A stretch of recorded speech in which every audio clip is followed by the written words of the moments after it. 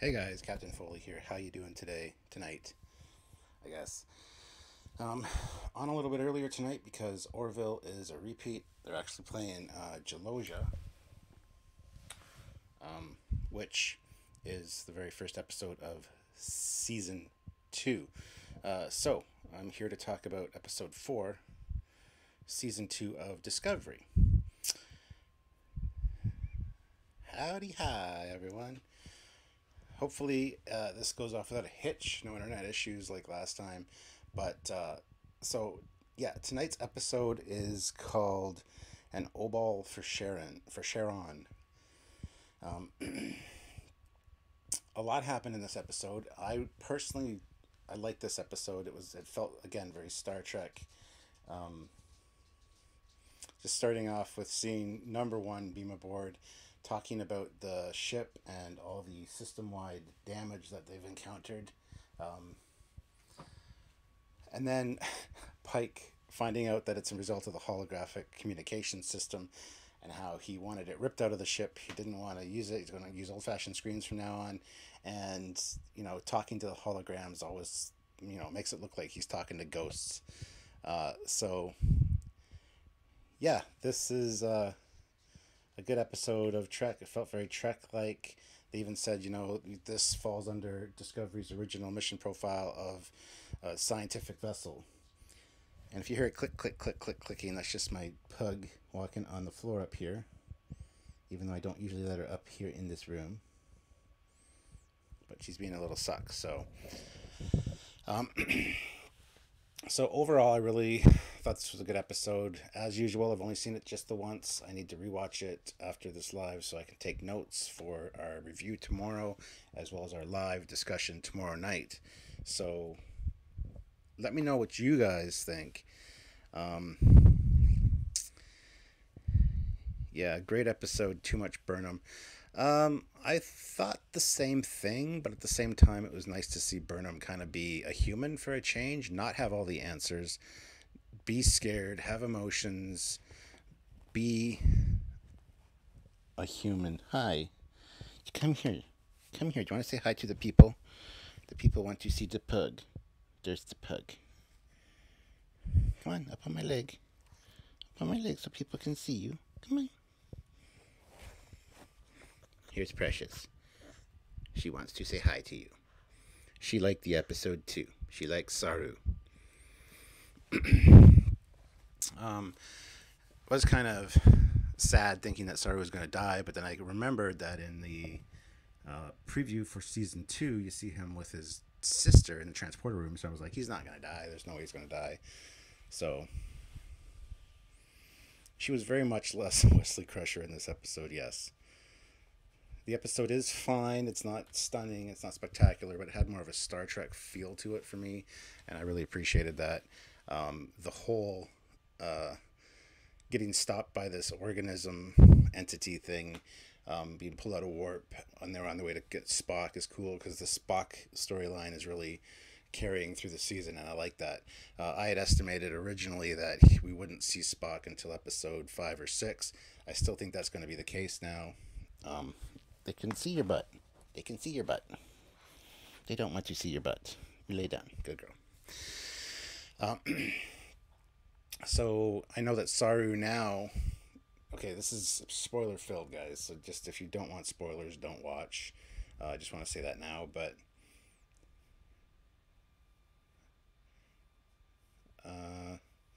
it could have really been a next gen one. Yeah. I'm starting to like Saru again. He was one of my favorite characters for the first part of season 1, and then he kind of fell down character wise for the last part of season 1, which is a shame.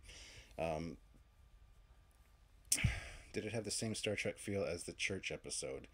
Not quite. The church episode felt more TOS to me. This one felt more like an episode of TNG, just with all the themes that they were covering. So there is that. Yeah, it felt more. It definitely felt more TNG to me. The church episode one, the second one, New Eden, was very much felt TOS. So I really enjoyed that one. This one I also enjoyed. It had a very very good Star Trek vibe to it, and I really like that. 100,000 years of data, of knowledge that this thing gave them. That's really cool. And the fact that, going to the one of the other plot points, the Tilly thing, the fact that Tilly is still having issues with this symbiotic fungus that attached itself to her, um, and that as a result of that, Stamets wants to shut down the mycelial network, the access to it. That's good, in my opinion. We need to find a way to retcon out the spore network, the drive. Um, and it's going that way, and I really appreciate that. That's a good thing. A1 puts in $2 and says, does season 2 feel more cohesive than season 1? I would absolutely say yes. Season 1 just kind of felt all over the place. The last episode of Discovery, episode 3, was kind of, I felt it went back to that season 1 kind of vibe, and that was really disappointing after what we had seen. Episode 1 was fairly good. Episode 2 was really spot on for Star Trek. Episode 3 kind of fell down and went back to the classic um, season 1 of Discovery kind of vibe, which I didn't like. I didn't appreciate that. But this one is kind of back on track again. So it's going to be interesting to see where it goes from here. Like I said, the whole Spock thing is still an ongoing story arc, which is nice. You kind of get the feeling that they're going to catch him each episode, and then they just don't. This one, with the fact that they felt like they almost lost Spock, and then because of the information they got from the shuttle passing this anomaly, so they could track it again, was cool. And I really, like I said, I predicted that Spock would show up or episode 5 or 6, and not at the very beginning like a lot of people had thought. So that's kind of still on track for that, so that's good. Dave Scarpa puts in $1.99. At the end, did Tilly get eaten by the space vagina? By a space vagina? She got eaten by venom. They never actually pulled her out, I don't think. I think they were hallucinating that. That being said, I do like the engineer from the Hiawatha. The one thing that bothered me, though, was the fact that the chief engineer sent her down to do this. So we still have not met the chief engineer of Discovery. And the doctor, the chief medical officer, made another showing in this one. We still don't have any feel of that character, who she is, but it's getting there, I guess. So yeah, Tilly's still trapped inside the thing. Was my understanding that they never actually pulled her out. That they were high or whatever, thought they pulled her out and they hadn't. That's kind of the vibe I got from that situation. But what really interests me was the Saru thing, and how, again, this harkens back to an episode of TNG. I can't remember the episode title, but it's the one where the person from the one planet was being hunted down by the authorities because he was showing signs of the illness that affects their people, and it turns out it was actually just the next step of their evolution, the symptoms that he was showing, and then he became a being of light. That is exactly what happened in this one with Saru. He thought he was going to die because his ganglia became all inflamed and enlarged, and this was what they, on their planet, signals them that they need to die, essentially. And it turns out that no, this is actually just the next step in their evolution. They have to let it take its natural course, and it just basically, his ganglia fell out, and he doesn't know fear anymore, which is awesome. Curtis Simpkin puts in $2. What do you think of the new number 1? That is a good question. I'm a fan of Rebecca Romijn to a point. I wasn't sure how she was going to be in this role. I still don't get a vibe that she's got the Majel Barrett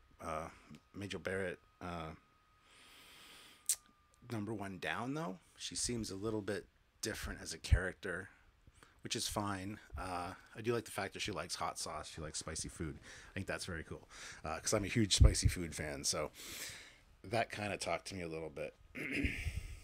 Yeah, we almost had assisted suicide, and that really bothered me. I was hoping that wouldn't go that way, and I'm glad it didn't. But now Saru is going to have an issue. He wants to go back to his planet.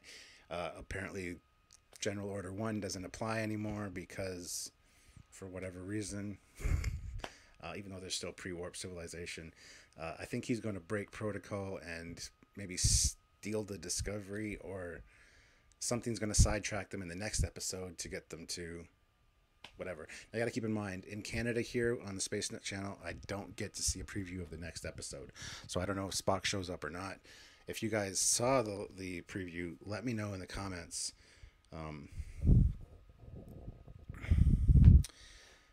Brian says, I was very disappointed they didn't name number one. Yeah. Does she have a name? I think she does. It's Ona, something like that. I think it's from one of the novels. I'm not sure how canonical it is, if they're going to keep that or not, or how they're going to deal with that. But yeah, to not have a name is kind of funny. She's just number one. So, but I did love the part about the Enterprise having systematic system failures due to, I guess, the communications, the holographic communications array, which is silly. So is the Enterprise, they said the Enterprise was the only ship affected by it. So is the Enterprise like an organism? I always consider the Enterprise a character. So is it just, having an allergy to the holographic communication systems? Do all the other ships in Starfleet in TOS have the holographic systems? We just don't see them because we only see the Enterprise using the view screen.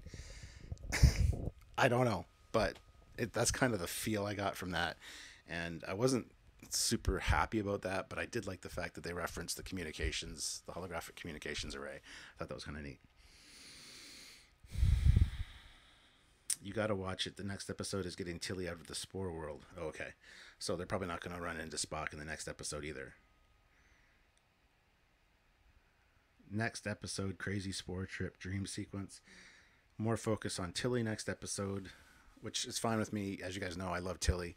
And she was very subdued in this one, which I really like.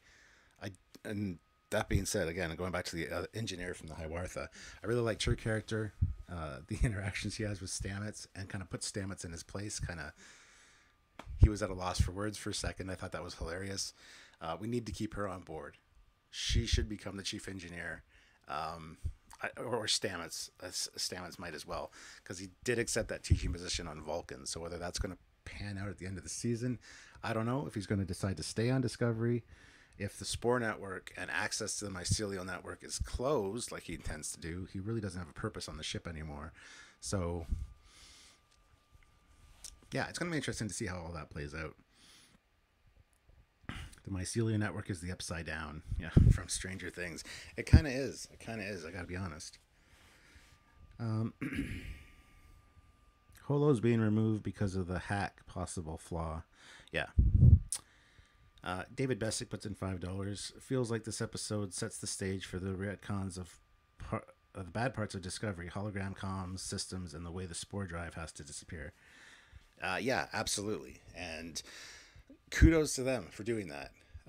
They need to address these things. And I think even with the Enterprise being in dry dock, getting repaired, I think we're going to see the Enterprise at the end of the season, either when they return Pike or as Discovery's in trouble, last episode or the second last episode, and the Enterprise is going to come swooping in to the rescue. Number one's going to be in the captain's chair. We're going to see the bridge. I have a feeling that might happen as well. And who knows? We might even have the straight struts on it as a next upgrade for the ship design. I would be fine with that. I really would. I would be totally on board with that. And I'm looking at my TOS 350 TOS Enterprise over there right now. I sometimes have it behind me, but I decided to sit on the couch and be more comfortable tonight, so I apologize, guys. Real World Paul Stamets thinks the mycelium network functions similar to dark matter or something like that. Okay. They don't need to address anything. It's a parallel universe. Yeah, I'd buy that. They haven't officially said that, though. They still say it's Prime, but if it's a visual retcon, I have no issues with it. It's actually a really good series in that case. Just a little dark and a few things wrong. But other than that, if they had said from the beginning it's a visual reboot, I'd be like, hey, you guys are doing a fantastic job. Keep it up. There might be a few things I would change, but other than that, you guys are doing pretty good. According to the writers, it's the Prime universe. I know. I think they should have said it's the Prime universe story-wise, but it's going to be visually updated for a modern audience. That's what they should have said coming out of the gate, and we would have been okay, fine. We get it. You need to update some stuff. That's cool. And like I said, we would have been totally on board the whole time going, you guys are doing a really good job. Keep it up. But when you tell us it's Prime and it doesn't fit in visually, yeah, a little bit of an issue there. That being said, I did like the pad that number one had that she handed to Pike. I almost said Pine, but to Pike, the more TOS styled kind of clipboard pad. That was cool. That was really nice. That was a nice visual update that I like. So keep that up, and we'll be fine. If my grandmother had wheels, she'd be a wagon. Do you think we will see Scotty? I don't know. They mentioned, I'm not sure if the next engineer of the Enterprise is going to love her as much as ours. So that was a nice nod to Scotty. And the fact that the Barzan lady, that the Barzan engineer that Pike brought over with him originally, is still on Discovery is interesting. Because Samuel and myself did an episode, or a Trekyards episode, talking about why Pike didn't bring any people over from the Enterprise. You think he would bring a few people anyway. So the fact she's still there, I like that. I do like her character, so we should keep her around. Joseph Miles puts in $2 Australian. Hey Joseph, how's it going? I love Trek. Disco is awesome. I love Tilly. I have to agree with you there. At least the I love Tilly part.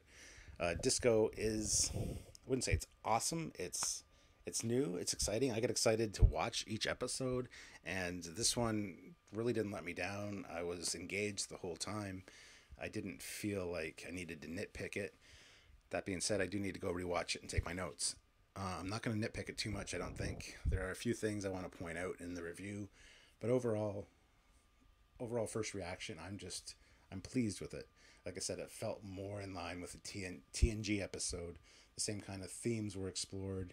And keep it up, guys. That's good.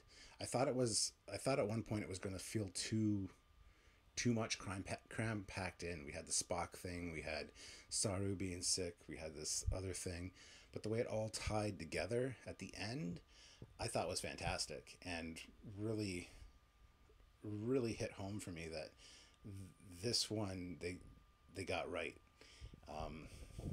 Is it perfect? Again, probably not. I'm just fresh off the heels of watching it, and then I turned over to watch Orville, and it's episode 1 of season 2, Geloja.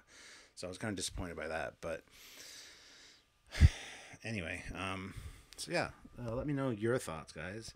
I like your videos. You're always very positive. Well, thank you, the multi-gunman. I like your name. A very interesting name.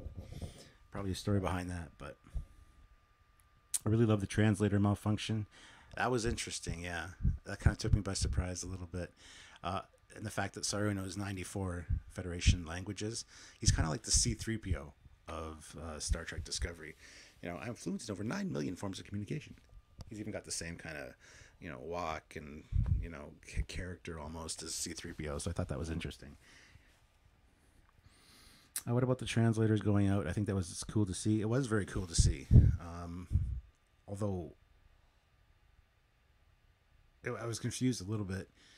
So I guess the universal translators just started translating everything to Klingon at first.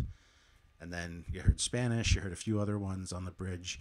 You saw some funky script. I don't know what language that was. But it was really interesting how Saru came and solved that problem and reset everything, everybody's consoles. And he's like, seriously, am I the only one that learned another language? I thought that was good. Did they say she was chief engineer? For the new girl, no. She said the chief engineer sent her down to redirect the plasma flow, which she ended up fixing and then using a piece of gum to fix it. Like, I love her. I love her approach to engineering. You got to consider she was trapped on that asteroid for however many months, and had to keep people alive. And so, I can fix it with duct tape. The one thing that really kind of annoyed me was that when they drilled into Tilly's head, that just didn't make any sense. I know they need to get a cortical probe thing in there, but damn, no anesthesia, nothing. Just what's your favorite song? Like, really? And it's funny because if you watch my captain's log tomorrow, I talk about Tilly and her singing, and she proved me wrong tonight, because when she was singing that song with Stamets, she did a pretty good job. But if you watch my captain's log tomorrow, you'll know more what I'm talking about. And if you're interested in watching my captain's logs, if that's something you do on a regular basis, keep in mind I sing in tomorrow's captain's log. I never sing.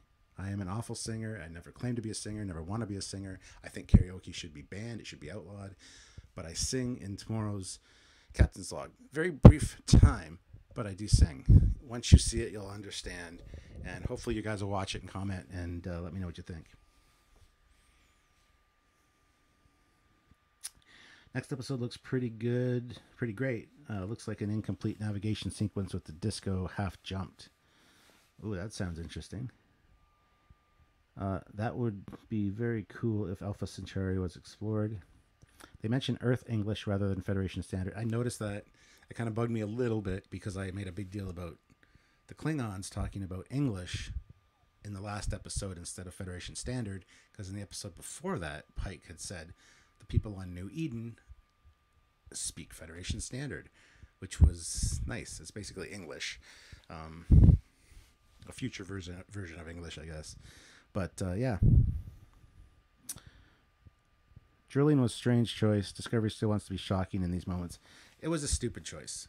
Really, I know they didn't have access to sickbay because apparently they were cut off from the rest of the ship. It felt very compartmentalized, and the reason for it didn't make any sense because at the end they call up to the bridge that Tilly's fine. Well, how did I know that? I gotta watch it again, but I know Burnham said she needs to go down to engineering to help them, but we never see that, even though Pike gives her permission. And they mentioned a few times that access to the other parts of the ship has been cut off because of this thing. So I don't know what exactly happened there. Just so you know, I gave you my last couple of bucks. Well, don't do that, Joseph. Hold on to it. Man, you can message me privately. You know that. Hey, Cap, if you bought the Complete Discovery series on Blu-ray in the near future, would you watch it again starting with Season 1 or skip to Season 2? I'm kind of a completionist. Like when we go back and rewatch this, Deep Space Nine, like when Sylvia and I watch Deep Space Nine or TNG, we watch it from the beginning and watch them all, even the bad episodes that we know we're going to hate, like Run Along Home or Move Along Home from Deep Space Nine. You know, the worst episode of Star Trek ever, in my opinion. Just because I'm a completionist, I like the whole thing. I'm not a fan of Season 1. Having said that, when we rewatched it, when Samuel and I rewatched it for a lead up to Season 2, I rather enjoyed it more the second time around, knowing where the story arcs go and getting some more of the subtle nuances that were scattered throughout the original or the first couple episodes. So yeah, I'd watch it from the beginning. Can't help but notice that's a lot of neurotic audience came here after his feed cut out. Well, that's good. I don't want to take viewers away from anybody else, but if his feed cut out, welcome. I'm glad you guys enjoy listening to me. I don't know why I wouldn't enjoy listening to me. I think I'm kind of boring, but I'm glad you guys do. Burnham does go to engineering briefly. Do we see her in engineering, though? Because I don't remember seeing her in engineering. Spock will be in the last episode of the PR images given out by CBS, say episode 7. Okay, well then I was wrong, because my prediction was episode 5 or 6 at the latest. So this episode was not directed by Frakes. I didn't pay attention to who the director was, but Alan Moraine. Count to 4, Alan Moraine, then 3 more. Alan Moraine, then you'll see Alan Moraine, come with me. I just want to shoot myself in the head now. Hey, you heard me sing here too. I never sing, but I sing in tomorrow's Captain's Log and here tonight, apparently. Did Riker direct this one? No. Federation Standard was the Frakes episode. Yes, absolutely. She was just standing outside engineering, never entered. Okay, I don't remember that. I'm going to have to look for that on my rewatch of it. She couldn't get through the door. Okay, well, that makes sense then. Why did that thing eat Tilly? Thoughts? Because it originally lodged itself in Tilly, so it has a connection with her. And that's what I would assume anyway. The engineer is kind of it's kind of her fault because she hit it with the torch or whatever. But the door was locked, so she couldn't get in, and they didn't bring her tricorder. Lovely singing voice, Captain. Well, thank you, Creator90. You're so full of crap. But I appreciate it. At this point, I think it was a chance to begin with, but who knows? Oh, you're talking to Mr. Captain. Okay. The race will be the founders from the Delphic Expanse, is my guess. Interesting. Elena Rain is no worse than Friendly Angel Come With Me. Oh, you're right. And the children shall lead. That's absolutely an awful episode. I'd say that episode's actually worse than Spock's brain, to be honest. I love your singing voice as well, Captain. Well, thank you, Donnie Pearson. I think y'all are tone deaf, but if you really enjoyed that, you should check out tomorrow's Captain's Log. On my personal channel, it airs at 8 o'clock. On the Trekyards channel, it's at 9 o'clock a.m. So, Sick Brain puts in $2. Now we know why Starfleet abandons Spore Drive. Yeah, well, originally me and Samuel had speculated that it's the Red Angels that noticed the humans using the mycelial network and were coming to test us or shut us down from using it because it was damaging, whatever. But now, excuse me. Now apparently it's this other thing, this very advanced life form that Stamets says is a very complex life form. So, hey, leave Spock's brain alone. Most of DS9 Season 1 is more or less a miss than a hit. Let's just say, well, absolutely. But there's a lot of good character development scattered throughout all those misses. So I still tell people, start with like Way of the Warrior, or something maybe a little earlier in season 3 of Deep Space Nine to start watching. Get hooked, watch the whole thing, and then go back and watch seasons 1 and 2, because really they're not great. What do you think the Mycelium Network plans for Tilly? I don't know.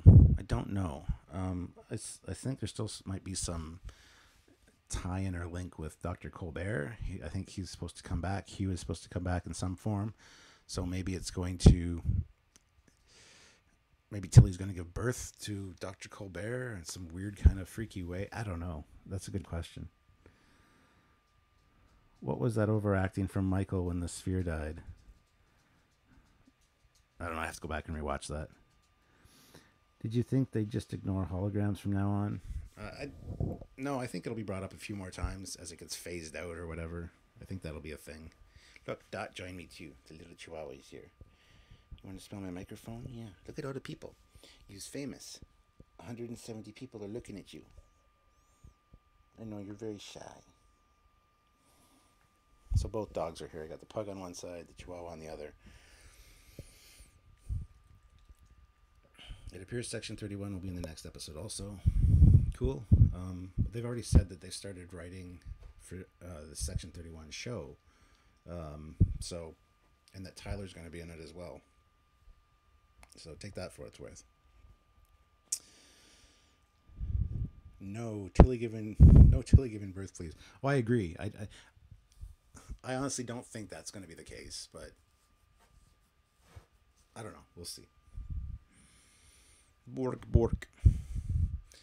Who was the super race that was in TOS that replicated Malcolm Reed in Enterprise? Don't know. Don't know if I remember that one. Dave Scarpa puts in $1.99. Discovery hasn't had their duet quality episode yet. I would say you're right. But as we know with Star Trek shows in general, it takes 2 or 3 seasons to hit their stride. I think season 2 is off to a fairly good start. It's kind of 50-50 right now with 4 episodes. It was kind of hit and miss. Might be more 70-30 because the first episode was fairly good, even though a lot of people didn't like it. I thought it was really good. Smeg of you, Star Wars fan. Hey, Captain, we like hanging out with you because you're a cool, normal dude who likes Star Trek. Thank you. Appreciate that. And I love hanging out with you guys. You guys always make me smile, even when I'm feeling down and depressed and in the dumps and don't want to do a video, don't want to do a live. I didn't want to do this one tonight. I'm tired. It's the end of the day. But you guys always cheer me up. You brighten up my day. It's good therapy for me. And I really appreciate you guys. And thank you for tuning in and putting up with me, even though I think a lot of you like Samuel better than me. Because Samuel on our live chats goes way off on tangents and talks about the deep metaphysical aspects of movie making and episodes, and I'm just like, we have 15 super chats stacked up. We need to like address them. Yeah, I get tired on those live chats sometimes. Sometimes I'm kind of frustrated with Samuel too, because he just talks and talks and talks and talks and talks and talks and talks and talks. I like to hit a point, maybe read a couple super chats, go back and talk about them, and just answer the question really quick. And then if we have time with no more super chats coming in, then you start talking about it a little more. There's no sense going off on a 15-minute tirade on one question when there's other people that have questions that want to be answered. So, man, you need a good night of getting pissed with Batman. I know that'll happen again soon. He's coming over to do some VR. I've got been playing the VR on the PlayStation and got some good games, so he's going to come over and try out a few. Michael Harden puts in $1.99. I like yours better. Mine better than what? My lives better than when Samuel is here. I appreciate that. I really do. I have been playing Age of Discovery on Star Trek Online during the day. I've done 2 in the new Captain Killy storyline, and a lot of people show up for that. That's generally in the afternoons when I'm bored or have nothing to do. I'll go on live and do that, and that's always fun to just play and hang out with you guys. What did you think of Linus talking and having trouble with the Universal Translator? I thought that was hilarious. I do like Linus. The fact he referenced his cold a few days ago. I like that. Six sinus cavities. Damn. Poor Samuel. No, I like Samuel. He's awesome. Just sometimes he kind of goes off on tangents, and I just gotta like. So I don't recall when number 1 beamed from, and 2. Yeah, that was kind of a plot hole. Were they at the space dock? They should have seen it out the window. Would have been cool or something. But yeah, I don't know. Maybe she just made a special trip via shuttlecraft to where they were and beamed over just to talk. I don't know. You're the captain. Just order the commander to talk less. I do that. I interrupt him, and I hate interrupting him. He even tells me beforehand, just jump in and interrupt me. But he's always making good points, and seems to be. It just never seems like a good time to jump in. I do interrupt him sometimes, if you'll notice, but the microphone makes it look like you are perpetually about to vape. Yeah, it's just one of these little blue microphones. If I put it down here, it's just not loud enough. If I set it down, I don't think you can hear me as well. So I just hold it up here because I don't want to bring my big Yeti blue microphone, lug it around the house all the time. Michael Harden puts in $4.99. Sorry to correct. I like your live chats better. Did not have enough space for that, and I agree with you about Samuel. Samuel's not a bad guy. Just sometimes he goes off on tangents. You can tell when he's in a good mood and a bad mood. When he's in bad mood, he doesn't talk very much, and he kind of focuses on other stuff on his computer, and I kind of have to jump in. It's just an interesting dynamic. A lot of times I'm not in the mood for the live, or the last half hour I'm like really tired and hungry. I want to get off and eat because I just did a full day of other stuff, and so you can. It's funny watching our dynamic, and a lot of people point that out. Hey, Captain, do you think fan input got rid of the spore drive, or was it already planned by the writers? I have a feeling that was definitely planned by the writers. I think a lot of what we're seeing was probably planned eventually, but I think they really bumped it forward to make the fans, appease the fans a little bit. I don't know. I'm just glad that they're doing it. But I have a feeling that, yeah, that was intended to be written out just because it doesn't make any sense continuity-wise. So just interrupt the commander when he goes off topic too much. I try to. But I'm also Canadian. I'm a nice guy. I don't want to interrupt people or cut people off. It's just not who I am. I look for a break in his sentence, and I jump in there. It becomes apparent to everyone but the haters that there is still some decent Star Trek going on here. Yes, absolutely. You two are a lot like Top Gear's Hammond and May. I love you very much for that comment. I am a huge fan of Top Gear and the Grand Tour. I'm waiting for Grand Tour season 3, episode 5 to drop. I've watched the first 4. Every night I'm checking on Prime to see whether it's out. I love those guys. They're hilarious. Jeremy Clarkson reminds me a lot of me. But yeah, I can see that Samuel and myself are like that a lot. I've just received my Hallmark Discovery. It's displayed with my Imperial Star Destroyer, same scale. That's cool. What scale is that exactly? What is the scale of the Hallmark Discovery? I don't even know. I do have it, but good job on this video tonight. Good night. Well, thank you, Richard. Good night to you. The whole series is a circular French firing squad. Fire. Brian McFarland says, hey, Captain, if you're hungry during the live stream, then eat. We're eating too most of the time. I know, but it's rude to eat and talk. And there was one time where Sylvia came home earlier from work, and she had brought burgers that she got takeout on the way home. So I ate that because I didn't want it to get cold, because it was another hour or so of our live stream. But I felt bad eating it. The sound of people chewing really irritates me sometimes, and I don't want to inflict that on anybody else. I can mute my microphone, I understand, but anyway. I think they are course correcting Brian Fuller. They absolutely 100% are course correcting Brian Fuller. They were in season 1 after he got shit canned or left, and his team got kicked out. They were playing catch up in season 1, and you could tell there were a lot of rewrites and new things filmed, and just extra episodes added, and just rushed to get that Klingon thing done and out of the way and just finished. Did you feel a little tricked by the story tonight that it appears Saru will die, but suddenly he is fine? Yes and no. Sylvia was really upset because she really likes Saru, and she's, I'm like, I don't think he's going to die, because we see him later rescuing his sister, at least in the trailer for season 2. They kind of give stuff away. I had a feeling that the knowledge that was downloaded from this thing would save him somehow. That's kind of how I thought it would turn out, but the evolution of his species, I kind of like that as well. So we're going to see how that plays out. But I knew he wasn't going to die, or if he did, it would only be temporary until next episode he'd go into a coma or something. I don't know. I didn't expect him to die, though. For a minute or two, I kind of thought, well, maybe he is going to die. And then I'm like, no, wait a minute. We see him with his sister later, so that can't be the case. 1/4000th scale. Wow, that's incredible. Also, talking with food in your mouth, not good dictation. Well, Samuel maybe should try eating with food in his mouth, because sometimes he talks so fast that nobody understands him. So it might slow him down. After the Picard series, what will happen to the old ship designs? Will they be retconned?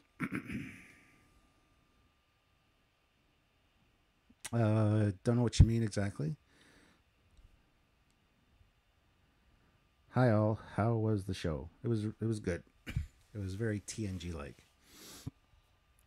You need a nonverbal cue for Samuel to wrap up thought. Yeah, I do. And sometimes I message him on Facebook Messenger, but he doesn't see it.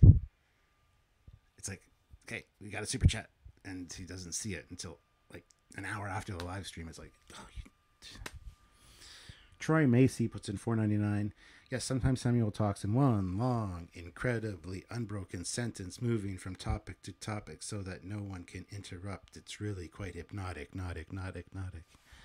I totally agree with you. The rain in Spain stays mainly on the plain. How about that? And no, I do not say how about, even though I'm Canadian. I do say about, even though a lot of people say I say about, because I think they hear about because I say about, sometimes fast. Maybe that's it. I don't know. I think I have good,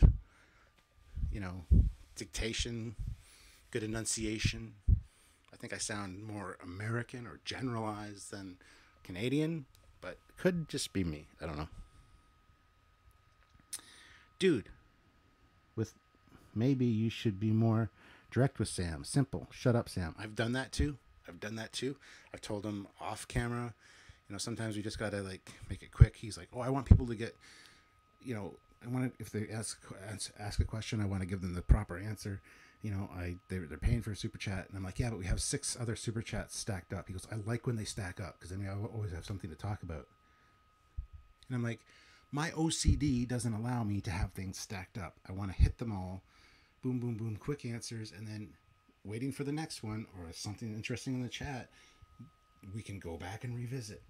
There's no sense droning on and on about something when other people are waiting for their answers and maybe have to leave. A lot of people ask a question and then 10 minutes later have to leave for some reason. They want to have their question answered. They don't want to have to wait. They maybe can't wait.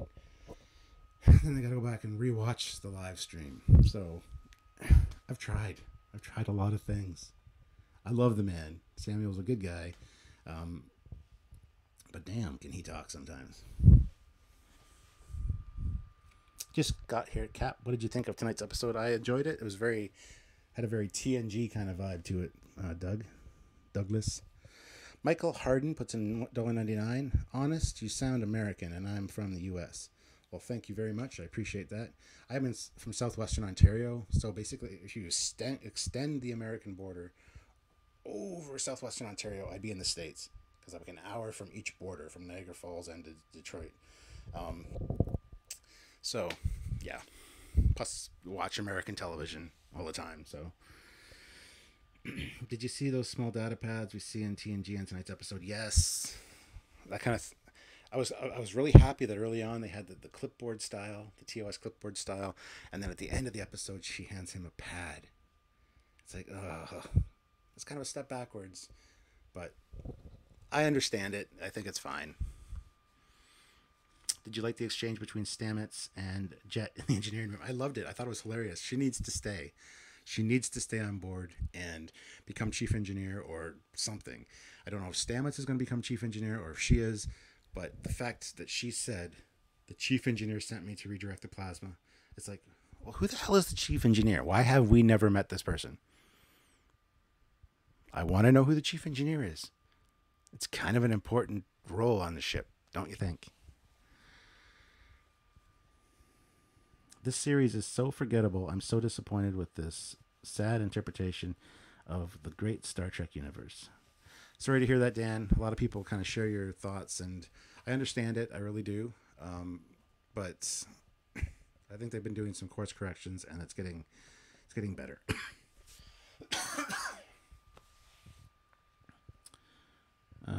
They kind of had those in Enterprise, so that still kind of works.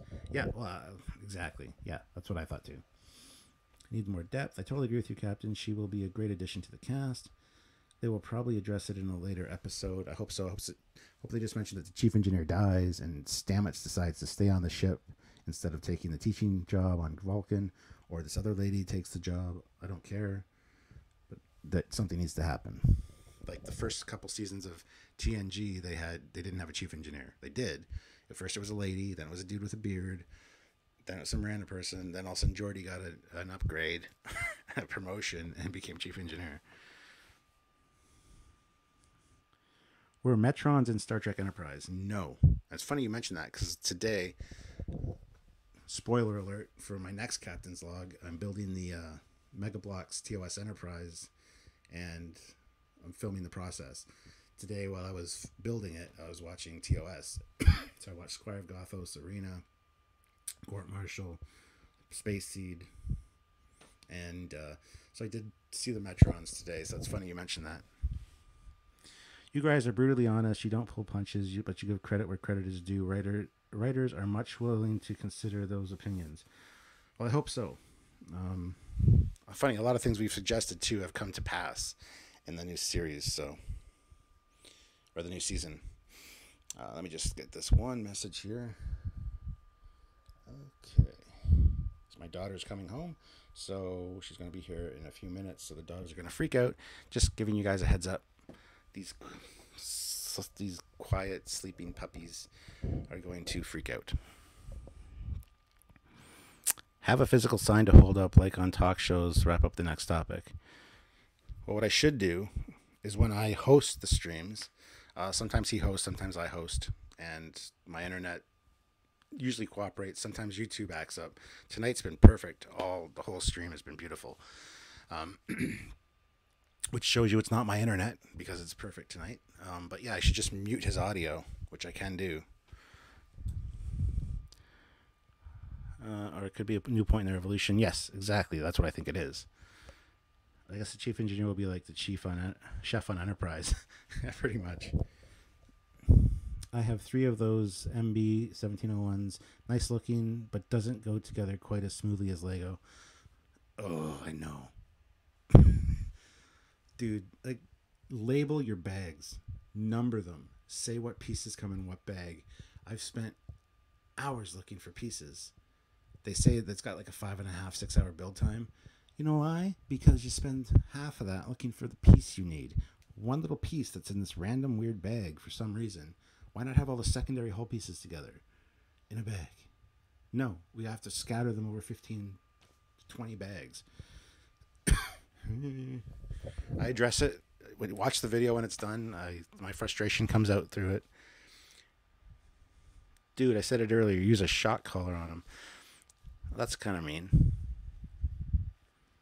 I think they watch and rate accordingly. I don't know if they watch us. I know CBS is aware of us. Mary Shifo, the lady that plays Laurel, she watches us. She watches our Klingon episodes. And Stamets has watched some of our speculation episodes. He thinks it's funny that we speculate and get stuff wrong, but he loves watching it. So Samuel talked to them both in Birmingham, and Mary Shifo Laurel recognized him. She goes, do I know you from somewhere? He's like, I don't think so. We've never met. Because you're in YouTube. You're that guy with that show. And they started talking about Trekyards. So that was cool. And I know that in the early on in the development of Discovery, that in the production office they would watch Trekyards as well. CBS is well aware of us. John Van Sitters is very aware of us. We've talked to John Van Sitters a few times. Samuel's run into him at conventions, asked us if we're doing he's asked him, John, if we're doing anything wrong, if we're doing anything that we'll be getting a cease and desist letter or anything like that. And John's like, have you heard from us? No, just keep doing what you're doing. You're doing fine. So that makes us feel good. The fact that there are people at CBS that are aware of us and do watch the show. So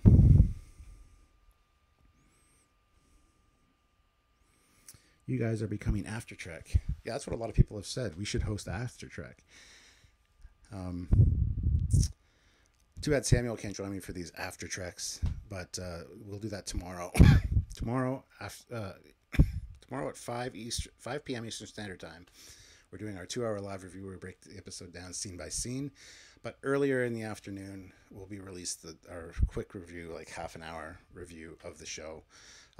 Because tomorrow morning, I got to get up early, film with Samuel. We're going to film a few episodes, including the review. I apologize for the cough. I have cough candies downstairs. I'm getting sick, and I don't have anything to drink. Should have brought a drink up, but that's okay. Sam, and you should write for the show. A lot of people have said that as well. Sam is very good with scripts and ideas. He can throw ideas and pitches out on the fly. He asked me for one, and I'm like, give me a minute or two, and then I can come up with a few ideas. He's very much, as if you've seen his film Temporal Anomaly, he's a very good script writer, very, very, very talented at directing and things like that. So he knows how to film or how to create a narrative and weave a narrative in his head. I'm not so good at that. I am kind of an idea man. I come up with ideas for Trekyards and throw out the big basic block of an idea. And then we start to break it down, chip away, and kind of makes whatever we make. So I'm an idea man. I'm not an execution man. As you can tell with some of my captain's logs, they're a great premise, great ideas, but I don't have the patience or the time to really throw together a fantastically edited narrative. A lot of times it's just like me talking to a camera with a few visuals. So that's kind of our dynamic. Hey, Cap, how do you think Eagle Moss will handle the retcon of ships like the D7? They'll just release more and make more money. I don't know if they're going to address the size issue with the Enterprise, because the Enterprise they released, the Discovery Enterprise, has the 400 and some odd whatever length on the cover, which is completely wrong, because on screen we see the schematic of the Enterprise with the Franz Joseph technical schematics with the correct sizes. So I don't know how they're going to handle that, or if they're going to, or if they're even going to acknowledge it in the show. I don't know. Look, I watch you as you're awesome. It's awesome the members of CBS like you. What I want to see is a war between the Federation and the Kelvin Empire from the Andromedan Galaxy. That'd be neat. I just don't think it fits in the timeline. When are you going to do your temporal anomaly live chat? Maybe next week, maybe Tuesday or Wednesday. We'll see. I think we want to do a live chat just talking about it in general, and then we want to do a watch of it and have a director's commentary kind of as it goes on, which, to be honest, I'm scared of, because Samuel is going to talk and talk and talk and talk and talk and talk and talk and talk and talk and talk and talk and talk and talk, which means I get to sit there and do nothing, which is fine. But I just don't want you guys getting bored or frustrated with that. If Sam wrote an episode, would be percent be longer. Just finished the episode. The story is full of Discovery first season DVD sets. Saru's best send-off would be to liberate his people. Yes. A fantastic episode. Will Samuel talk? Of course he will. David Bessig puts in $2. Thank you very much, David. Sir, I need your opinion. Can I send you an email? No, I'm fresh out of email space. I'm just kidding. Of course you can send me an email anytime you want, or a private message on Facebook. If any of you want to chat with me on Facebook, a lot of people in the chat here do know that I do talk to people on a regular basis. If you just message me, I'm a nice guy. If I have the time, a lot of times I'll have to get back to you, or I read your message and then completely forget about it and feel bad later when you message me. But yeah, by all means, shoot me an email. I just saw a video for Barry Manilow's cover of a Rick Astley tune, Never Gonna Give You Up. Now I am hearing an easy listening orchestral version of that same tune. Love them both.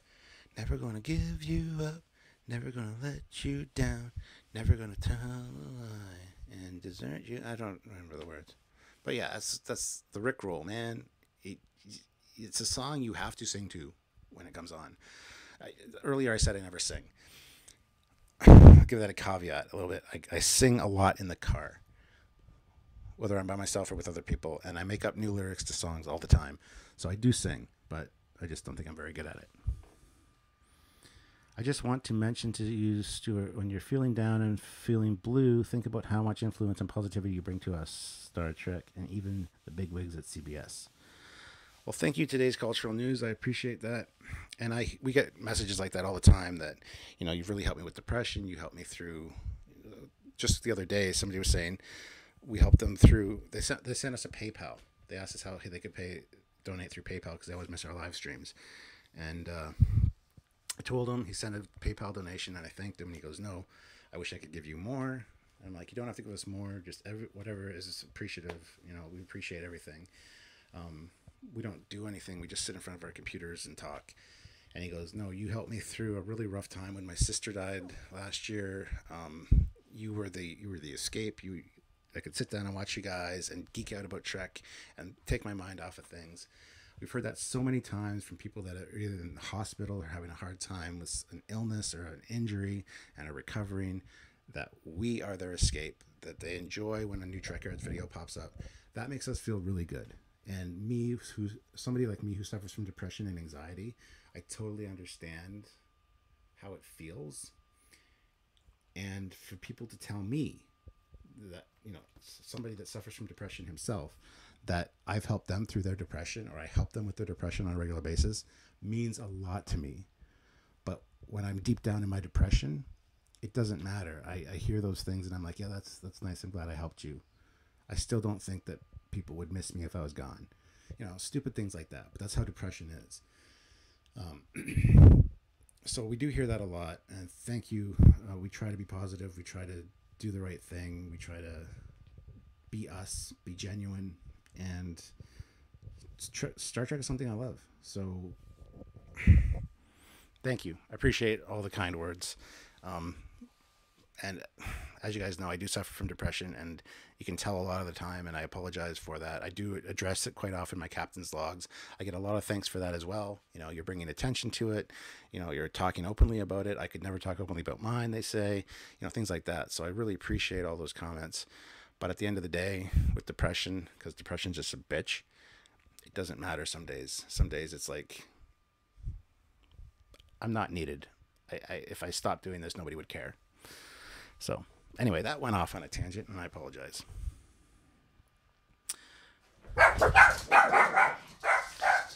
Guess who's home?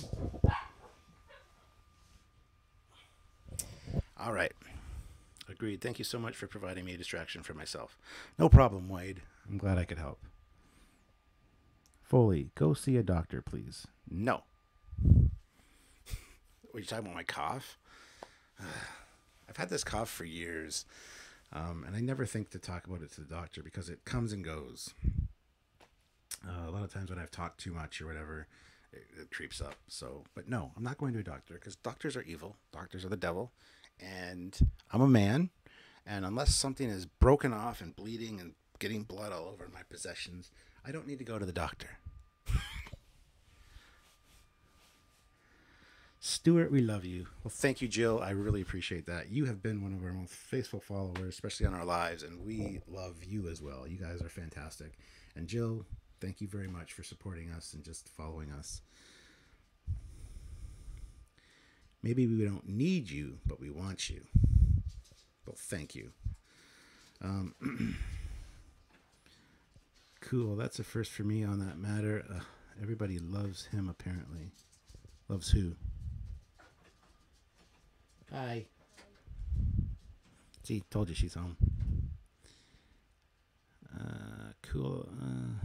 I do love your channel a lot, Captain. Well, thank you, Curtis. That's much appreciated. You're a Canadian. You're in Canada. Free healthcare. True.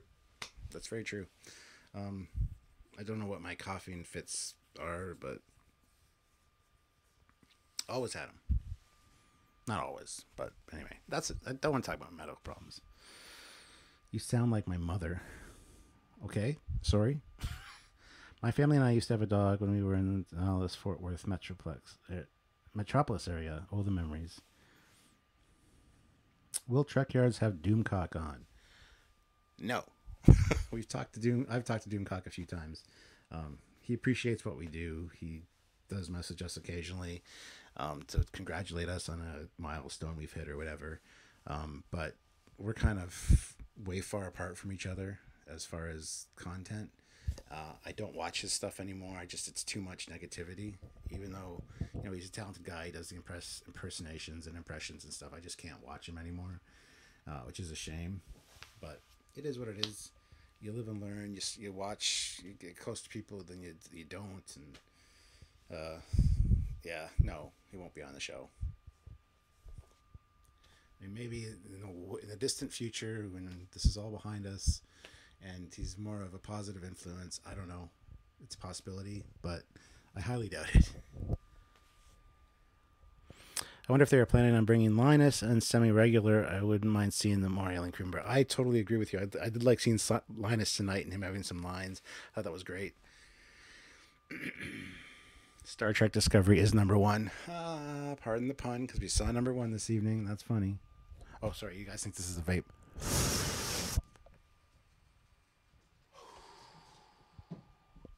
It does look like a vape, doesn't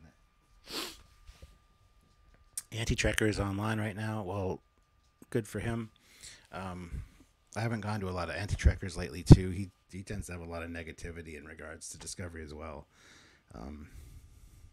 Rarely says anything good about that kind of thing, so it gets a little discouraging. So yeah, I haven't been on a lot of his lives lately. I've just been busy and a few other things, but say hi to him for me if you see him.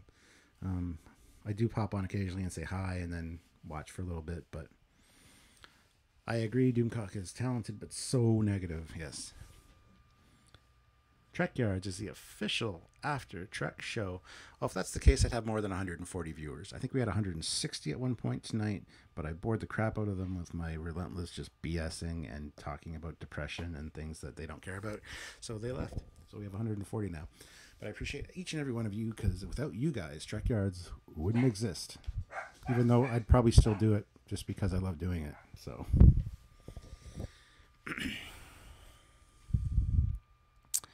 You should try driving past the Tim Hortons and their burnt coffee. You know what? I love Tim Hortons coffee. When it's there, I have had the odd time where it's burnt or it's just bad or they didn't stir it. It happens. It's they're people working at a regular place. But Tim Hortons coffee is fantastic. I will tell them. Well, thank you, Chief Cook. Thank you. Tell him. Say, Captain Foley loves you, but he's busy doing his own live, so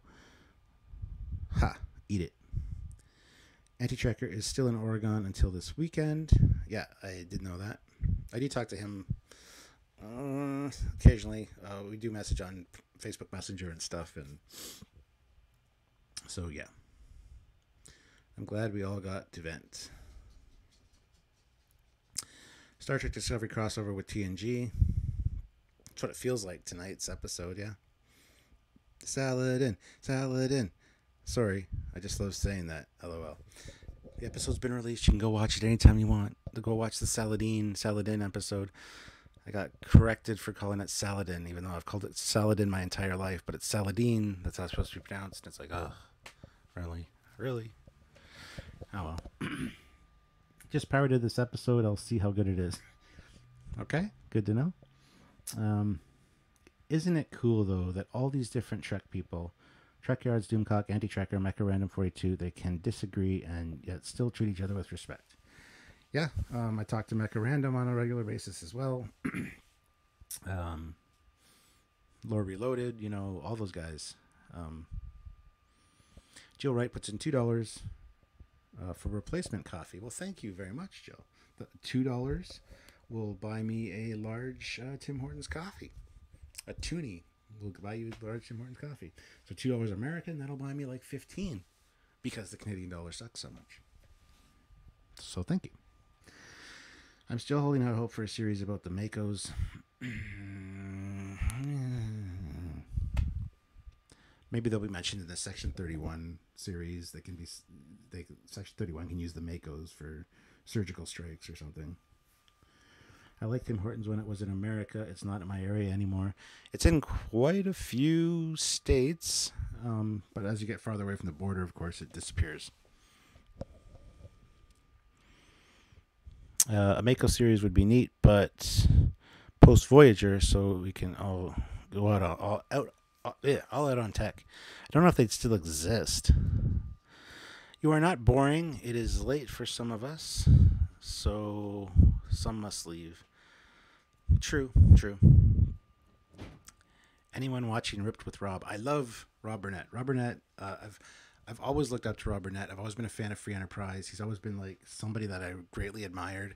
Finally got a chance to meet him like 2 years ago in LA. I interviewed him twice. I've got 2 interviews on the Trekyards channel talking to Rob Burnett.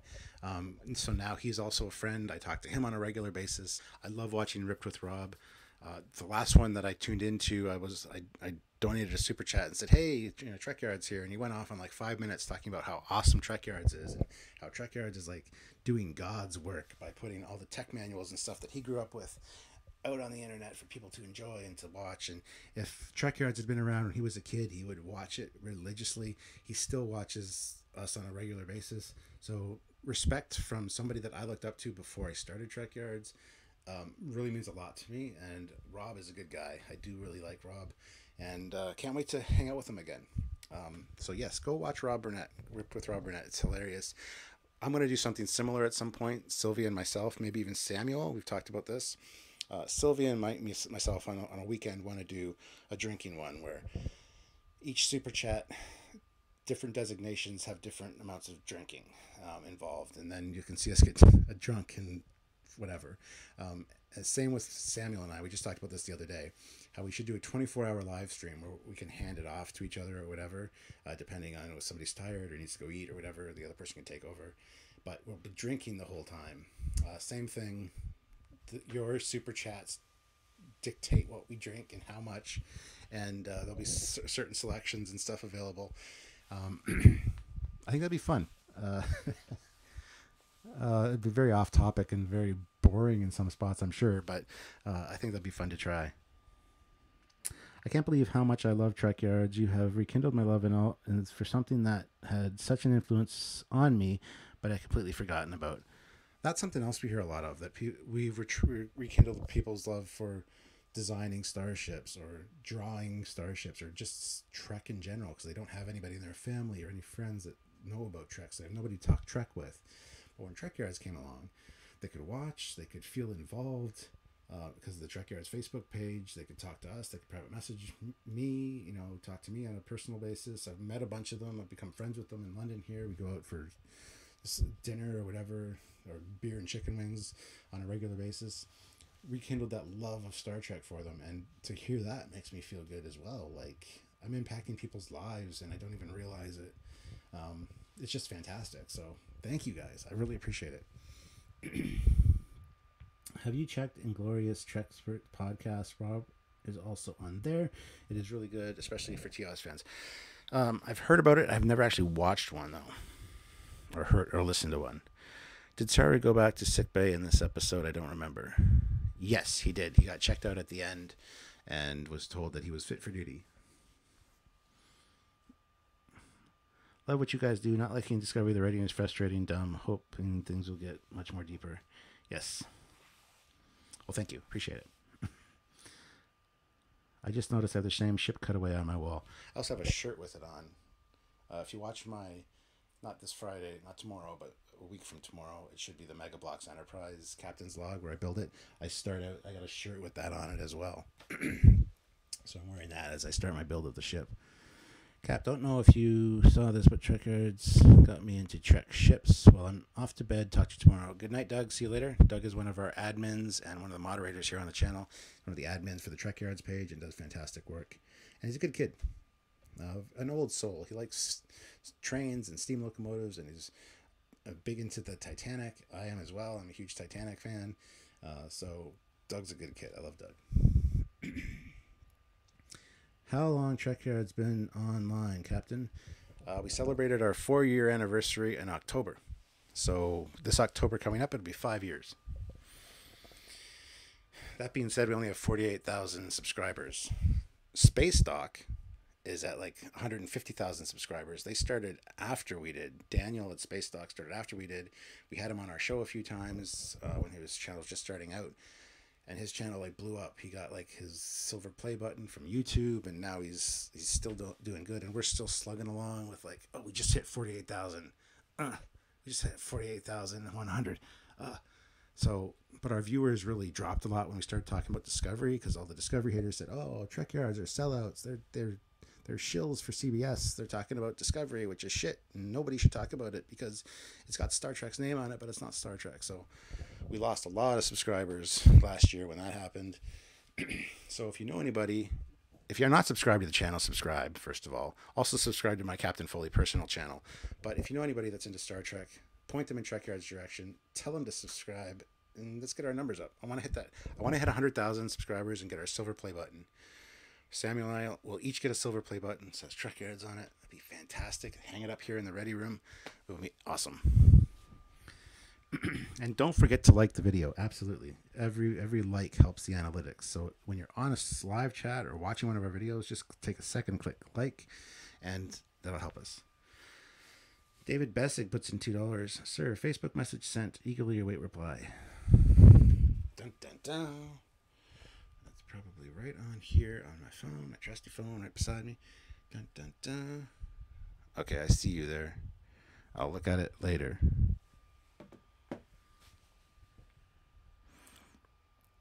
You guys have the best channel on YouTube. Well, I wish that YouTube knew that. I wish YouTube would put our stuff on the trending page or something. But thank you. I appreciate that. That's lame. I dig the Discovery coverage.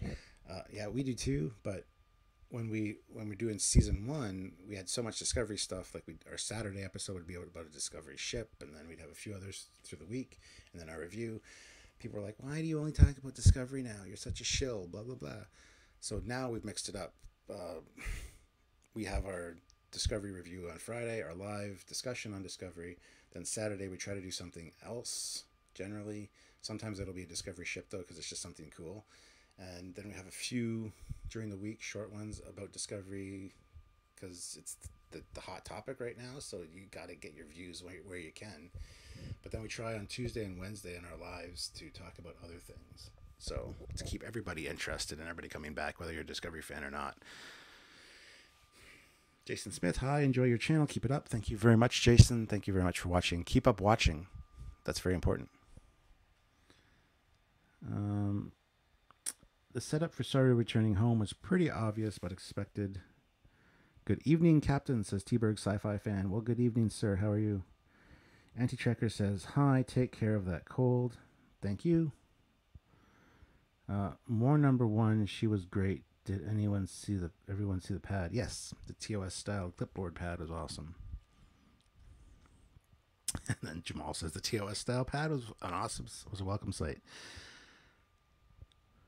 Sounds like you need to do more fanship episodes. Oh, dude, we literally have 7 or 8 Trekyards originals that I have to write the scripts for, sitting on my computer, that I just don't have time to do right now.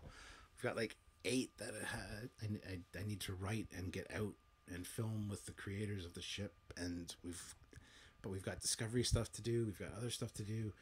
It's a slow process. So it's a slow burn, and I hope the people that get Trekyards originals commissioned understand that it will get done. Don't want to rush it. We want to do it properly. So, but I don't need any more right now. I just need to get the stuff done that I have already. Disappointed that we didn't get to see her name. Or didn't get her name. Yeah, I agree. Waves the retcon shotgun overhead. Good for zombies and plot holes. In doing so about Saru, will they violate the Prime Directive? They kind of have to. They're a pre-warp civilization. Unless he goes back and just rescues his sister and father. I don't know how that's going to work. I refuse to click on negative channel vids. Yep, I do too. I was teasing one of those episodes as me. Squadra Course. I don't know which one it is. Have we talked to you on Skype yet and done the whole preliminary thing? Probably. I think we've got them all done, so all the preliminaries. Just trust me. It'll happen. I just need time. Time is a fickle thing. Time. I don't know where I was going with that, but okay. Take your time, Cap. Try to. I unsubbed from all the anti-Discovery channels, fan of Trek since '79. Cool. Is it just me, or does it seem like next week's episode is going to phase out the spore drive for good? And if so, I think the chick from the crashed ship for the asteroid would make a good new chief. Yeah, I think you're probably right about all those things. See you later, must go to bed. Says no one special. Okay, good night, no one. Looks like you're sick. Or is that like a sleepy face? Good night. Usually these live or first reactions aren't this long, but I'm really enjoying talking to you guys. But I should probably wrap it up soon because I gotta go take my notes on the episode. I like the way that she and Stamets play off each other. Yeah, it's hilarious. It's awesome. It's what Stamets needs in his life. Somebody that can like put him in check and kind of have him hiccup for a second, does not know how to respond. I think it's fantastic. Did I hear Pike call number 1 lieutenant and bet Michael will take command of Enterprise because she outranks her?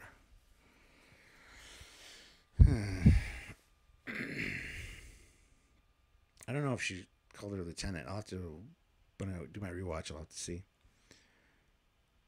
Time is the fire in which we burn. Yep, no worries. Mine is the MU Destroyer.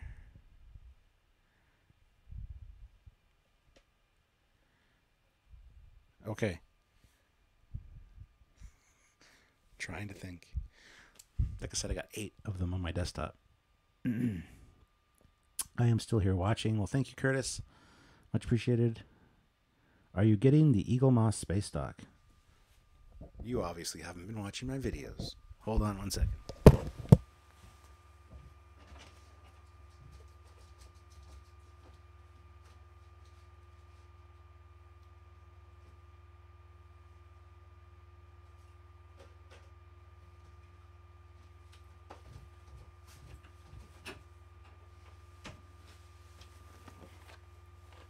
Don't know if this answers your question, but on... Oh, sorry. Don't know if this answers your question, but on Monday or Tuesday, I think it was Tuesday. I did a video of my Eagle Box February unboxing video where they sent me my samples, and this was in it. So yes is the answer, and it will be I'll do an Eagle Moss review of it soon. I'm not sure when because I got a bunch of other stuff, but this is one of the new ones, so I'll probably do it as probably the next one. So expect it maybe next Friday. We'll see.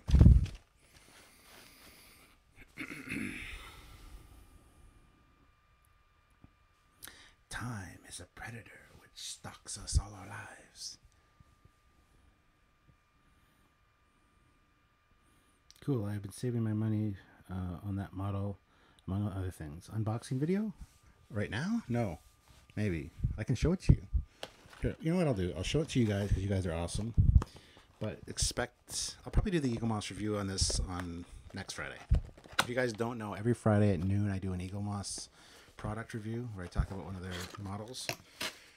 And I haven't filmed next week's yet. I filmed tomorrow's. Tomorrow's is ready to go. But dun dun dun.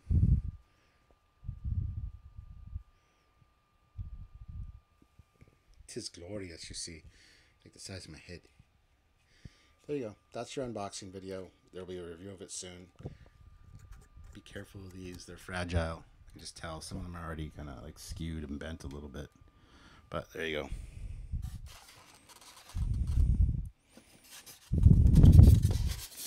Not even sure if this is available for the general public yet. Are you still covering Orville episodes or plan to? We plan to. We did a live video on the first episode, and I got like no views, no super chats. So we decided we're just going to hold off a bit and kind of do a quick recap of the episodes. Because we're ship guys, really. We're not really reviewers, per se. But we just didn't get the views even with last season on those. So we've got to put our money where our views are. Our views where our money is. I don't know how that works.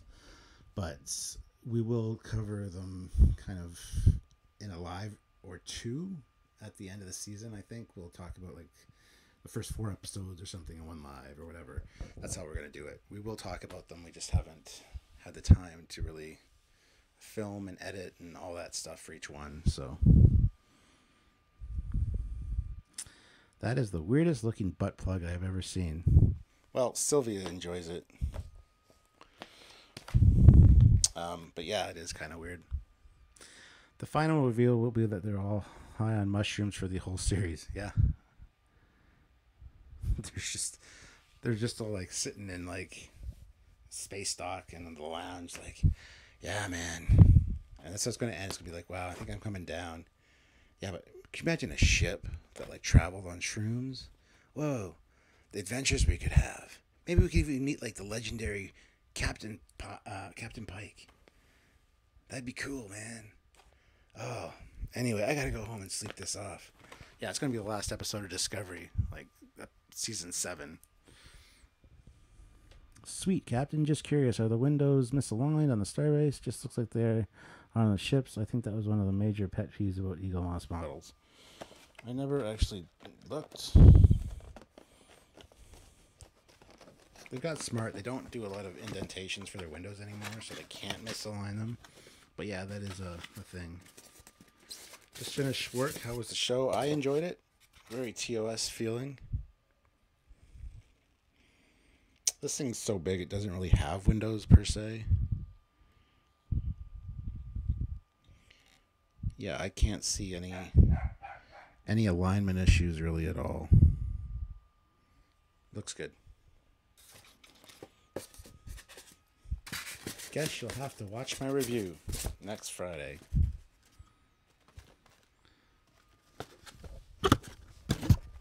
They were smart and didn't really paint the windows. Oh, Jamal, by the way, let me know when your Foley class model comes in. I know you ordered one. And guys, if you're interested in a Foley class model, if you don't know what the Foley class is, it's a Dreadnought ship by design, a TOS style ship. It's available to buy in a resin model kit. If you guys are interested, please message me privately. Just send me a private message on Facebook or email at Trekyards at hotmail.com, and I will let you know how to order one. You got to fill out a form, then they'll get back to you, and then you can order the model. But if you guys are interested, let me know. Yeah, the windows would be pinprick size on that scale. Absolutely. Love the space dock design, says Harrison Wells. Is there a Mark III version of the Foley class model? There is a Mark III, but no model of it. There's a 3D model of it, because there's the Mark I, which is the original prototype. Then there's the Mark II, which is the production version. They made about 3 of them. Then there's the Mark III, which was an evolution of the Mark II because of an incident that occurred. They decided to change a few things and make the Mark III version, which only had 1 prototype done. And we're working on a refit version right now, so I'm not sure how that's going to fit into the story. But yeah, I got to do an episode on the Foley class at some point in its history. There is one out there right now. If you look up Trekyards Foley class, you'll find one of my captain's logs where I talk about it early on. A lot's changed since then. A lot's been added to the lore, but there's a lot of cool stuff in that one as well. So check it out. It's called New Dreadnought on the Block, is what the thumbnail says. Bye, Jill. See you later. I'll see you at 5 tomorrow, Jill. Thank you very much for watching. I'm going to wrap this up too. It's coming up on an hour and a half, which is a good length. So I hope we get to see a completed space dock in Discovery. That'd be cool. If you missed TNG, you can watch the Orville. If you missed DS9, you can watch Discovery. I enjoy both shows, but for different reasons. That being said, I prefer the serialized over episodic. I prefer a little bit of both. I really like how that they mentioned the Spock thing in episode 2 of Discovery season 2, the New Eden, but it felt very episodic. Same with this one, same thing. It felt very contained, yet there's still that ongoing story arc. It's the perfect way to do it. Did they ever reveal what happened to the items in Lorca's Chamber of Horrors? No, they haven't. That's a good question. Where are those? Or you can watch TNG and Deep Space Nine. Legit. I totally agree with that. It's a reminder that all things must come to an end. That being said, on that note, Brett, I will be calling this episode a wrap. It has been fantastic. No internet issues at all. That just goes to prove that the Canadian internet isn't shit. A lot of times it's YouTube's problem. A lot of times it's other issues that cause the problem with the internet when I host the stream. A lot of times when Samuel hosts the stream, it goes bad too. So you know what? It's not my fault. Everybody blames my Canadian internet for it. I got really good internet speeds. I really do. So bite me. This one went off without a hitch. It's been perfect the whole time. So, Good night, Captain. Keep on rolling. Thank you very much, The Real Zam. Curtis Simpkin, bye, Captain. Have a good night. Good night, Curtis. Sleep tight. I got to check out your video still on the Intrepid class, the Voyager you got. I will watch that soon. I just haven't got around to it yet, but I will watch it. So great chat tonight, Captain. Yeah, it was fantastic. Kind of went off the rails. Did the review the first half and then just whatever, but it was fun. Good thing about being in Canada is the Star Trek binging on space. Yes, yeah, man. TOS on Mondays from 3 till 7, and then TNG, and then Enterprise, and then Deep Space Nine, and then Voyager. So we watched Deep Space Nine tonight, Sylvia and me, when she got home from work, and it rolls right into Discovery. It's fantastic. So yes, may your pipes stay with you, Captain. Hot tea with lemon.